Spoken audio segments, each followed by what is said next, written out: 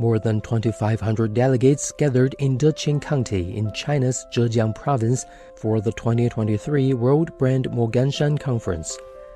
Many business leaders attending the event have expressed confidence in the growth prospects of China's economy. 中国一直是世界的亮点，中国对我们来讲实际上是一个学校，我们仍然很谦卑地说，我们还在学习。要谈到中国的发展的话，关键词对我们来讲就是希望。看到的没有办法阻挡的一个中国经济的发展，我们是很有信心的。